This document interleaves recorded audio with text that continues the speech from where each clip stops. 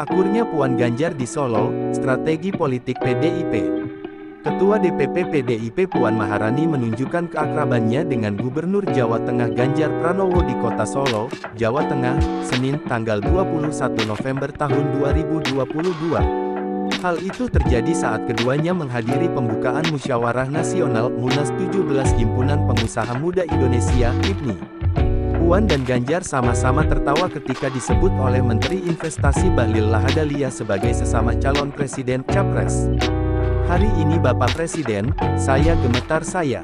Ada dua soalnya capres Mbak Puan sama Pak Ganjar, kelakar Bahlil yang ditujukan pada Presiden Joko Widodo yang turut hadir pada acara tersebut.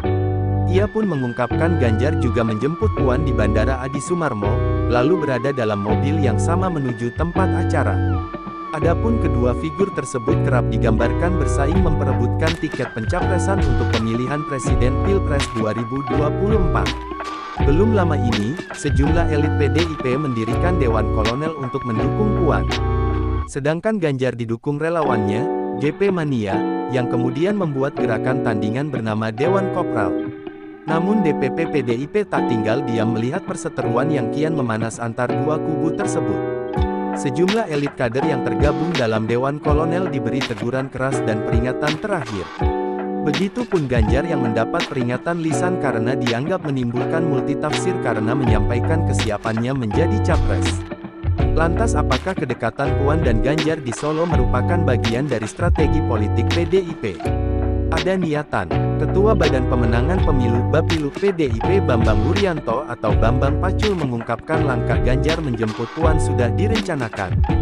Ia mengungkapkan Ganjar memang punya maksud untuk menemui Puan. Kan Pak Ganjar menjemput Mbak Puan di airport, tentu ada niatan menemuinya. Apakah sudah dikomunikasikan dengan Mbak Puan? Saya tidak tahu, kata Bambang di Kompleks Parlemen Senayan, Jakarta, Selasa tanggal 22 November tahun 2022. Namun, Pacul menampik jika Puan dan Ganjar berada pada mobil yang sama. Ia mengatakan Puan berada di dalam mobil yang sama dengan Wali Kota Solo sekaligus anak sulung Jokowi, Gibran Rakabuming Raka. Sementara itu, ia enggan menanggapi ketika ditanya apakah pertemuan keduanya merupakan perintah Ketua Umum PDIP Megawati Soekarnoputri. Itu, baiknya, ditanya kepada ketuanya, Megawati, tandasnya. Langkah PDIP ambil keuntungan untuk semua pihak.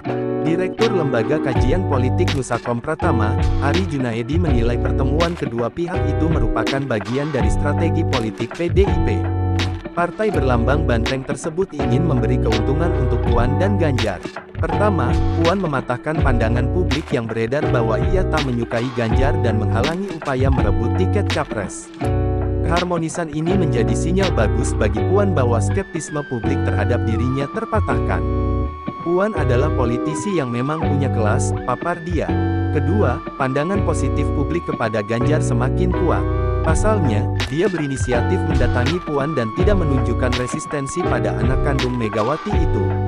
Ganjar tidak mutung, marah, bahkan tetap bijak. Bijak dalam politik menjadi pembeda karena ukuran ini hanya dimiliki oleh politisi yang berkualitas capres, sebut Ari. Jokowi sebagai perekat, keakraban Puan dan Ganjar tak lepas dari peran Jokowi. Dalam pandangan Ari, Jokowi tak ingin ada keretakan di internal PDIP. Mantan Gubernur DKI Jakarta itu menunjukkan bahwa dirinya adalah kader PDIP. Presiden bisa menjadi mediator Puan dengan Ganjar. Dirinya tak ingin keretakan yang terjadi di partainya membawa dampak buruk bagi keberlangsungan kemenangan PDIP, ungkapnya. Ia mengatakan Jokowi punya kepentingan dalam mendamaikan kedua figur yang dianggap berkontestasi di internal partai, sebab Jokowi ingin memuluskan langkah Ganjar menuju kontestasi RI 1. Mengingat kepada merekalah endorse politiknya Jokowi diberikan, dan tentu saja sosok itu adalah Ganjar, imbuhnya.